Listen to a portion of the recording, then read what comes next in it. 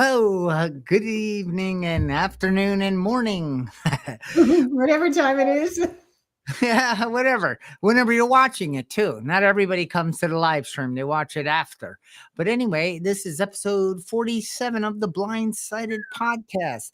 And in this episode, we're going to be talking about how we tend to lean towards certainty and where how our relationship with uncertainty is not so binding, how we don't like it because another way of saying it, it's comfortable as opposed to being uncomfortable. And we're just going to discuss how that might not be the best way to seek comfort, seeking certainty, because growth and success and personal development and all those things always come through uncertainty. Correct. Well, my name is Charlie Collins, co host of the Blindsided podcast, but you must know that by now. And I am also the co founder of Thriving Blind Academy and the new company, Blindsided Productions. Hi, Charlie. My name is Brenda. I'm the founder of Time for a 10. We're an emotional awareness, emotional intelligence coaching service. We teach people how to challenge their conditioned thinking, and we teach them how to get to the exact nature of their disturbances, things that really bother them. I'm also a co-host of this Blindsided podcast. I'm excited to talk about this topic of seeking certainty tonight. Yes. And that's always makes me think of the Dr. Phil. How's that working for you? Because it seems like it should work. It seems like not such a bad plan. It seems like good intention. I mean, heck, I don't think I'm being selfish, Brenda. I'm just, what's the weather going to be today? That's not a bad intention, or that's not a bad thing to know. I mean, you don't want to walk out of the house if it's going to be pouring rain in a nice blouse with no jacket. So there's good reasons to look towards, to be a little certain about your day as you move through it. But it's like, well, how about the 2 days away? Well, what's the weather going to be that day? Well, who's going to be there? If there's a party I want to go to, or a party you want to go to, well, who's going to be there? What type of food are they going to be serving? What time does it start? When do we need to show up? When does it end? And it's like I'm looking for this certainty, and it needs to be a certain way so I feel comfortable and I don't feel anxiety or stress. And it could be just going shopping and all these certainties that we put on as we move forward to the day. And then we know that we can't predict. Heck, we don't even know if we're jumping in our car coming home from a train station if we're going to make it. I mean, you know what I mean? You just don't know. So the uncertainty is all day long, but we think we're certain. And we seek it. We have a tendency, and it's not rocket science. It's a known human condition that we seek what's familiar. We seek what we know because we find safety in predictability and knowing that we know how to navigate something. So there's comfort. It's an illusion, but there's perceived comfort in certainty and in seeking and staying in something that's familiar. I mean, we hear it. Here's some obvious examples, right? Staying in a bad relationship. Well, why don't you leave? Well, the thought of starting over new, meeting somebody, all of that stuff, navigating uncharted territory. People stay in bad relationships because they don't want to navigate the uncharted territory. Maybe they're in a marriage that they're not happy in, but they don't want to go out and date. Well, I'm staying for the kids. I've had conversations. I've actually had a number of friends who were not happy in their marriages, and they said they were staying for the kids. The meantime, this one person and her spouse were fighting, 5 out of 7 days a week. Like, how good is that for the kids? Right. But, when we peeled the onion, when we actually sat down and inventoried why she was staying with her husband, it really wasn't for the kids. It was because she was afraid of having to do something different, having to try something new, having to date again, being alone. All those things were uncertainties for her. So it's a good example. Uh, And I've done it, and I've done it. So it's a good example. yeah, because I've experienced you have experience with that. I have had experience with that. And that's a great example. I mean, I step into uncertainty quite a bit, but there are areas that I was not certain about doing video and understanding cameras and lighting. I was very uncertain, so I wanted to do it. Brenda, I was back in like 2010, and I was reading some of my old like vision and statements of goals. Like, I am now providing valuable content on all social media channels, and I'm really just started doing that a year ago. And why would that be? Because I was not certain. I was seeking how to do it right and how to do it so people liked it. And so I didn't look stupid. And what do I really have to say? Am I certain that the words will flow out of my mouth properly? No. But because uncertainty, fear, the fear of failure, the fear of what you thought of me wouldn't allow me to step into uncertainty. And it kept me in this path of thought I was seeking comfort and certainty, and really I was becoming more and more uncomfortable, because we all have that inner prompting, that little light that wakes up, and it gives us an inner prompting, and it says, you can be more, you can do more, you can live more. And just step into that greatness that is already a part of who you are. And then you say, yeah, but you got to deliver me the certain plan. So I know that it'll just be a nice, smooth path towards that growth or towards that goal. And that is freaking delusional. Charlie, we even starting this podcast, right? I know for me, the first, I don't know, maybe 3 or 4 podcasts, I was really nervous, right? I mean, we had talked about doing it on the phone, and I was worried, what are people going to think of me, and what do I really have to offer? I mean, I knew I had something to offer because I work with people, and the connection is always there, and people would get a lot out of the coaching that I was doing. So I thought, we're really just doing coaching on a podcast is what we're doing. We have a conversation about things that are really useful.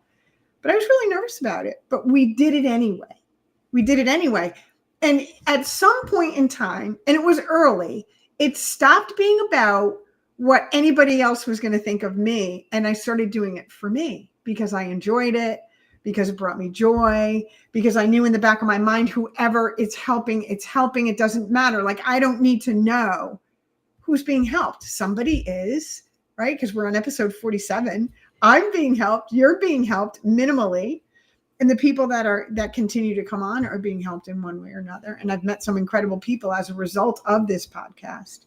So it's funny how that shifted, right? We did it anyway. We experienced the uncertainty of, can I do this? How am I going to do this? What are people going to think of me? Am I going to look like an idiot? Yeah. And we went for it anyway. And really, isn't that the game of life, to just go for it anyway? Yeah. I mean, and then we try to get, like, we want to think a certain way. We want to feel I'm certain this party's I'm going to feel, and it's going to be, and people are going to, definitely come talk to me, and it's just all going to work out right. And then it's just, I start to feel anxiety or something, and it's like, what's going on here? Well, I had a plan. I was seeking it to be a certain way in my mind, and people weren't on that same page. Maybe there was a discussion over there that I wasn't a part of, but I don't want to go over and just stand there like, can I be a part of this? And I don't know who to talk. I mean, Brenda, that because once I started to feel uncomfortable, I locked up instead of embracing. I feel uncomfortable. I could do something about that. Hey, what do you think about those Eagles? I could care less. But, it's like, now I know that there's a difference. Like, I wouldn't have been able to do I mean, the seeking of comfort, which really was familiar, which really was the past in the day I was living. So I'm trying to bring how I did it yesterday, which maybe didn't even work. It wasn't serving me. It wasn't serving those. It wasn't serving a higher power. But that's the best I knew. It was my most practiced way of living. And it definitely was a comfort way of living. And I would bring that into each day. And that comfort level would get less and less. And I would say, what's wrong with this? Why is life so difficult? And Yeah. then when I felt so restless, irritable, and discontented in those uncomfortable places, I didn't embrace it. I fought it. I hated it. And I turned to alcohol, drugs. I turned to what can I do? And well, we know what happened. I thankfully got worse and hit a bottom and then turned things around. And getting well was extremely uncomfortable and predictable. And it was, yeah, it Yeah. was the best thing I ever did. Me too. Same boat. No, you're talking about discomfort being intolerable, like intolerable. And that's a belief system. If you think about it, that's just some bad programming, right? So you go to a party. I had this experience not too long ago. I had to go up to Brantford. I went to a friend's party. And I knew, I don't know, 2 people at the party. 2 people out of like the 50 people that were there, right? And then somebody walked in who I was acquainted with. And I went up to him to strike up a conversation because I really didn't know anybody there. And he shut it down. He didn't want to talk to me for whatever reason, right? Really uncomfortable to experience that kind of rejection when you're at a party and you don't know that many people, right? And so in the moment, right, I became really uncomfortable and I internalized that rejection in the moment. But then because I've done this work, I grounded myself. I took some deep breaths. I remembered that 98% of the time, who is he thinking about? Himself. Who am I thinking about? Myself. So nothing he does is about me. I started bringing some of those tools in. I sat with the discomfort. I recognized the feeling as a very old feeling. It's not how I feel about myself today. I'm not defined. My worth is not defined by whether or not that person talks to me or not. My worth is defined by me and God's source universe, nobody else. And nobody else's behavior defines my worth. Those things I remembered in the moment, and I did exactly what you just suggested. I sought out somebody else to speak to. And you know who I sought out? A stranger. Yeah. And I went up and I faced that discomfort and I introduced myself to a stranger. Oh, how do you know this person? This is how I know her. And the night worked out just fine. Was it an uncomfortable night being in that environment? Absolutely. Did I grow and expand as a result of the way I was handling it in that moment?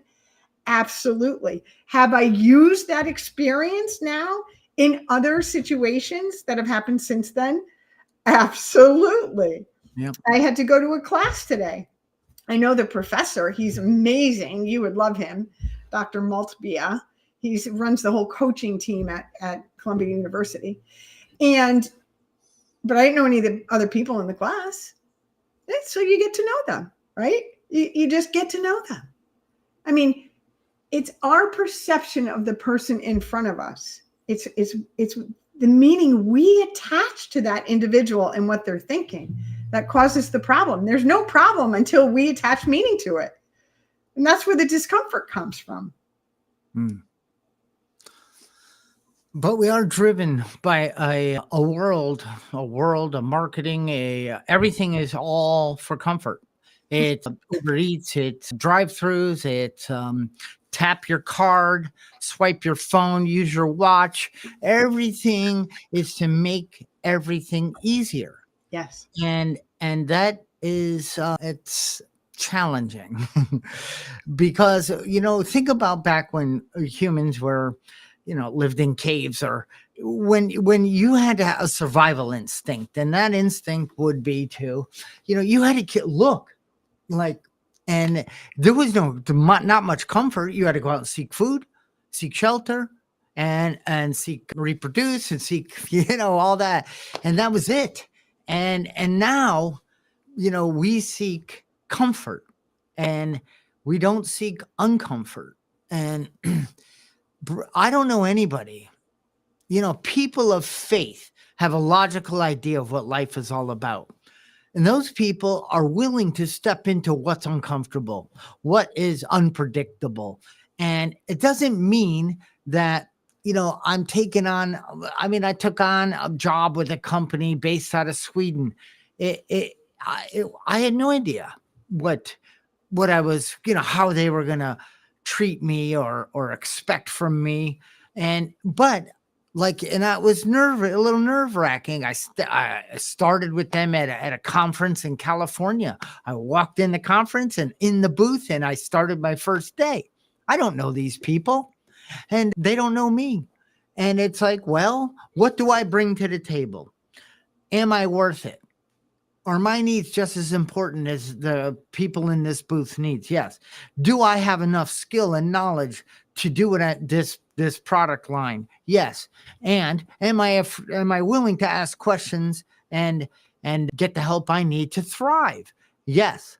And my uncomfortable that seeking to become the best in my position, even though it was very uncomfortable for a little while. And I grew immensely because of that. Yeah. Yeah. I think you bring up a really good point, Charlie, and that we live in a world of instant gratification.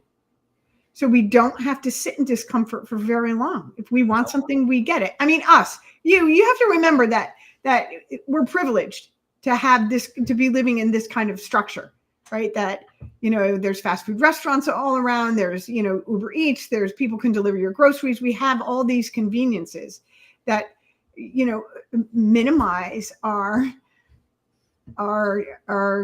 being forced to sit in discomfort, right? But, the discomfort, pain, discomfort, anxiety, things like that are all here to teach us something, right? If we don't allow ourselves to experience those things, then we don't grow, and we sit in, we get stagnant. And that's a nice way. Well, maybe that's not a nice way to put it, but it's what happens. We become stagnant. We become complacent, right? We stop asking more of ourselves, and remember, anything that you do with yourself, you're going to project on other people. So you're going to ask less of yourself. You're going to ask less of other people, less of the world, less of your politicians. You know what I mean? You're just going to, it's just, you know what I mean, Charlie? It's a dead end. It's a dead end. What we've been doing, this is a really good example. The podcast, just doing this podcast with you expanded me in a creative direction that I would not have otherwise expanded in, right? I would have not started an account on TikTok and started doing all of this content on TikTok, which I have a blast doing. I'm doing a narcissism series. I do a tip clip. I create art in ChatGPT. I create AI art, and then I put nice quotes on it and I post that. I mean, I have a ball creating content on YouTube and on TikTok, and both of those channels are doing pretty well. And that's a nice side effect of just what happens when I started off being really scared. I didn't know that I had any kind of content, creativity. I'm freaking have a degree in mathematics. I do IT work. I didn't know that I could do artwork and things like that. And the coaching I've been doing for a while, but I never thought to sit in front of a camera and do a tip clip. You know what I mean? So just doing this podcast and sitting in that discomfort and saying, you know what, I'm going to do it anyway, has expanded me in so many ways I can't even tell you. That's just one example. What happens when you just do it anyway? Feel the fear and do it anyway. Yeah. Lean into it. That's what you always say. Lean into it. Release the brake. The brake of our mind. And as in Blindsided Productions, a big part, I offer a new prescription. It's the blind guy helping people see again. I am helping you remove your scotomas and your blind spots, which are not in your eye. They're all in your thinking. And, Brenda, there's when faced with a decision, right? Well, we have the best thing you can do is the right thing. The next best thing you could do is the wrong thing. And the absolute worst thing you could do is nothing. Mm. And Theodore Roosevelt, I know I kind of wrecked it a little, but think about that. The right thing, taking the action, the right thing is the best thing. Okay. The wrong thing is the next best thing. And the one that is the worst, that is crushing, is to do nothing at all. Yeah. Talk about uncertainty. If I can't do the right thing, if I don't know how to do the right thing, and I have way too much fear of uncertainty, I'm not going to possibly take a risk and do the wrong thing. So what am I going to do? Nothing at all. It's not about taking the shot and missing. It's about taking the shot. Absolutely. Absolutely, Charlie. Have you ever failed? No. Yes, ma'am. Me too. Quite a bit. Me too. Me too. What did it do for your integrity? Well, if I was embraced it, owned it, Yep. took responsibility, Yep. took the lesson out of it, learned from it, Yep. and got smarter, better, faster, whatever. Yep. Wonderful. Yep. It's when I couldn't do that and I was embarrassed about it, and back in the day, and I kept it in. But now I embrace failure, and not failure. Hey, at least I'm taking the shot. Exactly. Failure, there's no such thing as failure. Failure is a stepping stone to success. Every no is closer to a yes. Yes.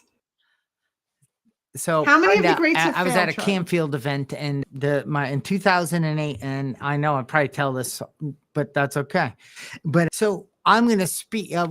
Jack Canfield, breakthrough to success. I'm like, oh, you want to talk about the most uncomfortable week of my life in the beginning, pretty much every day. I'm in a room full of smart people, attorneys, doctors, lawyers, coaches, high-level speakers, published authors, best-selling authors, and me. And me as in the guy that lives in Connecticut that owns a little mini retail store serving the blind. I'm not at their level.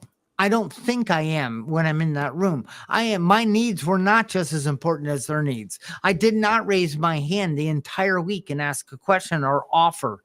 I would watch people go, and he would pick on them, and they would ask, because I don't understand what you're saying. Could you reframe that for me? I was like, I would never do that. I mean, how could you live in that uncertainty? How are you okay with letting this 400 people know that you don't get it? But by the end of that week, they were going to let us, he was going to pick 2 people to speak. And this inner prompting, Brenda, kept saying, put your name in the hat. There was a bucket.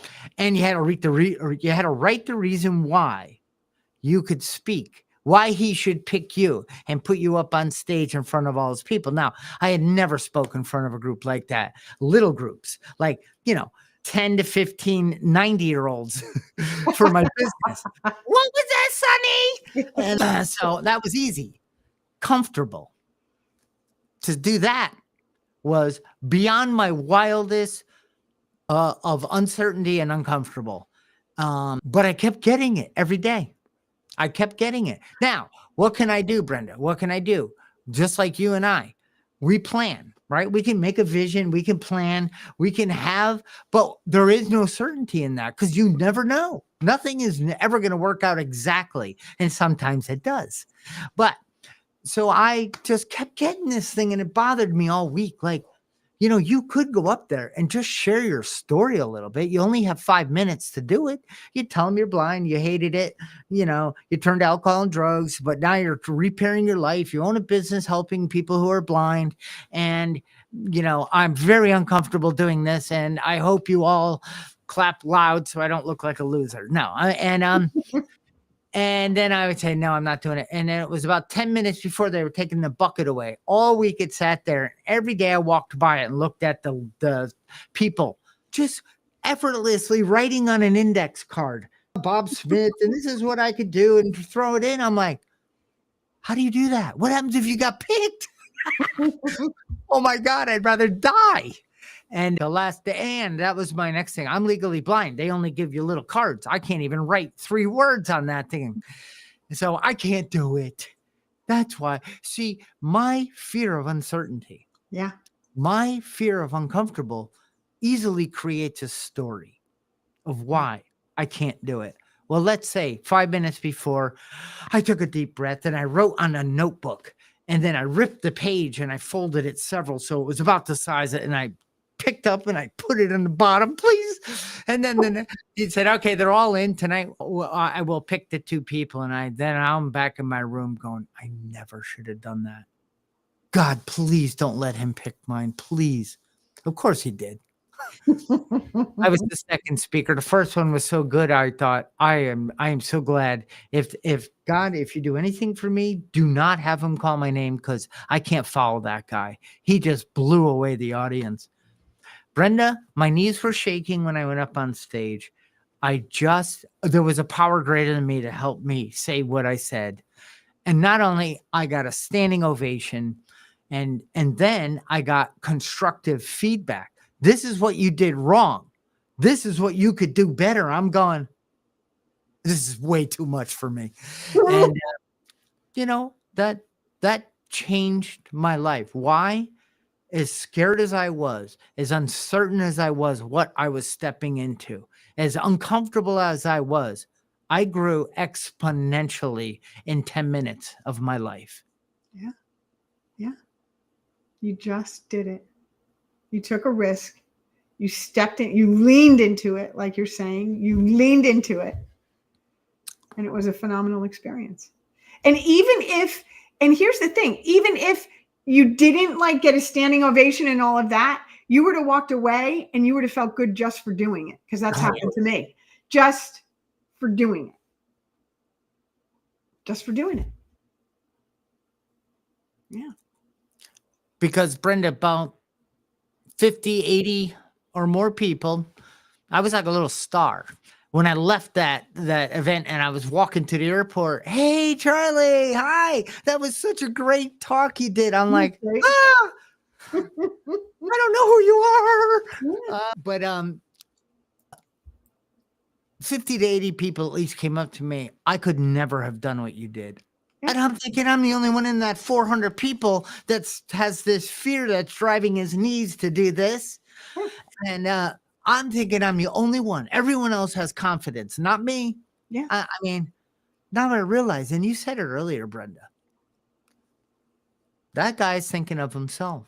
I'm standing in my uncomfortableness, thinking of myself, how it shouldn't be this way. I'm not embracing uncertainty. I'm not embracing fear. I'm not embracing that I'm uncomfortable right now. And a matter of fact, since I'm uncomfortable, how can I? What can I do to move through this? Or just acknowledge I feel uncomfortable. Exactly. Is it going to kill me? No. Exactly. And then that's actually the way to get through any kind of feeling of fear and uncertainty, is not to try and stuff it down or pretend it's not there, but say, yeah, this is real. I'm really nervous right now. I'm going to do it anyway. I took an IT position, and on my first day on the job, the CFO came over to me and handed me a piece of paper. And he said, the previous IT director left you some instructions. And I was like, oh, great. Right. He hands me a piece of paper. That previous IT director, by the way, had been there for 20 years. And there was a half a page of instructions. That's it. For an entire company, hardware, software, right? So, and in that moment, right, I was really uncomfortable. I was very frightened. There was nothing for me, nothing in writing for me to go and learn about this company and how it was functioning and how it was working, how the ERP system was working, any of it. And I had to sit in that discomfort, calm myself down, ground, and just come up with a plan as to how I was going to learn what was going on at this company so that I could do my job and do it well. And I ended up reverse engineering everything that was going on. And I built a knowledge base of anything that wasn't documented so that this wouldn't happen to the next person. And that taught me not to be afraid. that if I put the fear aside and I just like, one step at a time, one process at a time, one piece of the business at a time, took a look at it, kind of reverse engineered what was going on, put it on paper, that it was going to all be okay. And it did work out. It all ended up being okay. And now because of that experience, they can give me any software and I'm not afraid to just go learn it. They can say, hey, we're going to buy this package. I want you to learn it and use it. I'm like, okay. Yeah, that is, I have no problem playing around in software. And if I can't learn it fast, then it's their fault and I leave. It's bad software then. Can't be me. I mean, come on. If it's not intuitive. Brenda, if we seek, what are signs that we're seeking comfort, we're stuck in the familiar zone, the comfort zone, we're because it's certain for the most part. Our coffee's made a certain way, our shower's done a certain way, our breakfast is a certain way, our ride to work is usually a certain way, and we start to believe everything's kind of, this certainty feels good. There's no detours. There's a little traffic here and there. And I'm certain the people at work, the ones I don't like, are going to be the way they are. And I'm certain, and I come home and I have a certain kind of similar dinner I've always have. It's pork chop night, or you know what I mean, right? And we do this for years and we realize that we retreat. Our relationship with unpredictability, uncomfortableness really is severed, and we now get invitations, or hey, you want to go out and do this, you want to try this new thing, you want to go throw darts, axes, whatever, you want to go race go-karts or do. I don't have that certainty bubble with this in my life, so I say I'm okay, I'm busy, and I don't find what I've found working with people is that they realize that, my God, I haven't stepped outside my certain bubble in years. Yeah. I think I do at times because I go for a hike or a walk, but really I've put on weight. I've realized, gotten a little angry at times. I think that's a good sign that if you need to know, like, something in the future, how it's going to be, what it's going to look like, how it's going to feel, then you got you're getting that certainty disease. Yeah. When I find myself restless, irritable, and discontent, bored, complacent, when I find myself ignoring the inner prompting, like, how you get a message, like we all have an inner world. And it's talking to us all the time. All the time it's talking. It's whether we tune in or not to what it's saying. Because you and I know that there's an inner world that speaks to us all the time. It's always going, right? The universe never stops moving. It's expanding all the time. We're expanding all the time if we allow it. When I stop listening to the inner prompting, that's when I know that I'm just in that familiar zone, that I'm just status quo, right? And that's not healthy for me. So, one of the ways that you can get out of a rut is to listen to the inner prompting. Take a minute, even just a minute, to take some deep breaths and ask yourself, what do I want? What's my bucket list? What do I dream about? If you get an inner prompting to call somebody pops in your mind, give them a call. You get an inner prompting to smile at somebody at the store, you smile at them, right? Or to help somebody, you do it. You get an invitation, you immediately, I'm going to be tired on a Friday night, I'm not going to do that. You do it anyway, right? You challenge yourself. You challenge your thinking. We say it all the time. Your brain does not always tell you the truth. Challenge your thinking. You could tell yourself, and I've done this in the past, right? Someone calls me Wednesday, they want me to do something Friday night, and I'll say, I'm going to be tired Friday night. I don't know if I'm going to be tired Friday night. So, it's that kind of thing that kind of like tips you off that, you may be sitting in some complacency and some, sticking with what's familiar. You know, Friday nights, I just want to kick back and do nothing. Do something different. Yeah, exactly. And yes, you're right. Whenever I've talked to or somebody, or when somebody says, "Hey," my neighbors said, "Hey, you want to go see a band on Saturday night?" What band? Oh, it's a Grateful Dead cover band. Yes. Because and there's tons of uncertainty at all the days I went to those. 'Cause there was lots of uncertainty. I loved it, but um, I didn't say, "Well, Mark, I'll have to let you know Saturday. I'm not sure how I'll feel. I'm not sure, if I'll have the energy or still have this desire. I need to make sure inside my certain bubble. And what time would we be leaving? Who's driving? Are you guys going to stay till the encore? I mean, I need to know, baby, before I step into this uncertainty of going out with you guys. Yeah. It's like, and I have somebody that would say, "Well, I got to do this, I got to do that, I got to check here, I got to make sure, I got to check the tire pressure," and it's like, forget about it. Stay home because you're going to be freaking boring. Yeah. It's uncertainty breeds success. Uncertainty breeds curiosity. Uncertainty breeds forward movement, development. Uncertainty breeds passion. Yeah. And this desire. And Yeah. again, it's like those people that are willing. I mean, there is not one successful person out there, and they could be Boko millionaires, but it could be somebody that is just volunteers somewhere every week. They do this, they do that, they do this, they meet more people, they help. People that leave a legacy and a good footprint in life lived a lot of uncertainty in their life. A lot of it. Yep. A lot of it. I'm working on a project right now and spending money on it that I don't know if it's going to succeed or not. I don't need to know. You know why? Because the universe knows, and I trust that. God's source universe knows. It was put into my awareness.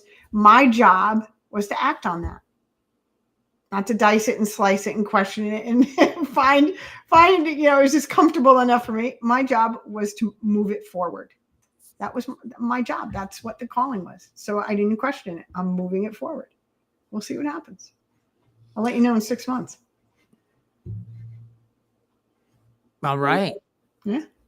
So, and Brenda, when I was when I had the motorcycle business, and then the change in my life, and the hitting a bottom and doing some work, and then I am a friendly serve attendant at Mobile, making $6 an hour cash. I had just been the VP and part owner of a large motorsports dealership. And now I am going, "Hi, may I check your oil or tire pressure?" I'm a loser. And, but I didn't feel that way. I was grateful to have this $6 an hour job. Mhm. And one day some guy pulled in and he's like, "What are you doing here?" I just volunteer here." And I said, "I'm not in the motorcycle shop anymore." "Oh, really? What happened?" It's a long story, but I'm here now. Please don't wake that part of me up." And, but anyway, and I would ride going back and forth, and I kept saying, "What am I going to do next in my life?" I had just gotten married. I mean, everything was coming together in my life, and I pulled the structure down. I had to start over. I was getting certain in that job. I was getting very comfortable and good at it, but I get bored easy. So, Brenda, and one day I had a thought. Why don't you open a retail store that has magnifying and different devices to help people that are suffering or struggling with low vision blindness like you did in your life? And because the only true transformation, the biggest growth I had prior to that Canfield event was accepting my my limitation, my disease, my disability, my handicap, which were none of that. I mean, those were not true. Accepting my legal blindness, and you know what? I can't fight this anymore. What can I do about it? Do you know? I tried to make it comfortable. I tried to make it predictable. My life, and I couldn't because legal blindness. I mean, think of a blind person. Every day you wake up with blind. Talk about Mhm. uncertainty. They thrive in uncertainty. Mhm. They don't care. They're they're driven by something else than what they think it should be. Right. They allow it to bubble through them. And when I got this thought, I thought, well, that's ridiculous. I don't, but like you said, I trusted. I took action. I didn't always do the right thing. I did the wrong thing a lot, but it kept moving me towards the right thing. Yes. If I had stuffed that down and did no action, I never would have had a company for 19 years that served many thousands of people, helped them move from suffering to a life of independence, interdependence, and peace of mind again. Because I listened to something inside of me that was extremely uncomfortable, working towards making that business successful. But I never would have done it if I thought I had to know how it was supposed to work out. Yeah. Yeah. Absolutely, Charlie. Absolutely. Well, that's a good place to end, I think. This has been a great podcast. I just love it. You know, what's that other quote you say all the time? If you think you can, you can. If you think you can't, you can't. Well, that's Henry Ford. I just steal it from him. Yes, yes. But it's, Uh, it goes along with this. And Brenda, I just also with the January and all these the goals started at the beginning of the month, and because it was uncomfortable for a while, people got sick of being uncomfortable. They stopped going to the gym. They stopped that eating pattern. They stopped not watching Netflix. They have drifted. Most of the, I think it's 87% of those people have drifted back to their comfortable, familiar way of living. Sure. Now, not a bad person. That's what I would do. That's what Brenda would do. But again, hear me out. Start embracing uncomfortable. Embrace uncertainty. Mm-hmm. Be curious. Step into what's possible and just say, I'm uncomfortable right now. Mm-hmm. When anxiety and stress rise, when we fight it, when we say, I don't want to feel this way, and then it activates our nervous system and But I'm just saying, I know when somebody said to me, they put their hand on my shoulder, Brenda, and they said, you're going to be fine. Step into this, lean into it, just go for it. Don't worry about the outcome or anything. Just allow the process to happen. Yes, you feel extremely uncertain and extremely uncomfortable, and that's wonderful. Embrace it. Now, get up there and do it. And so that's my message to everyone here. And here at the Blindsided Podcast, we bring you valuable content, we think, every week. And we're happy that you all come and watch this, watch it recorded, share it with your family and friends, share it with your coworker that drives you up a wall. and take that risk this weekend. Do that because you'll be better for it. And the people around you you'll inspire people. Yes, Those who take risks have no problem with uncertainty, love to get outside their comfort zone, are those we look up to. We go, wow, how did they do that? The same way nobody has this removed from their consciousness. Right. They're part of all of us. Some of us hide it a little better. Some of us fake it till we become it. But yeah, Brendan and I are here to help. If anyone ever needs any help, we're here to help you too. Have a great night, everybody. And a great day. And a great day.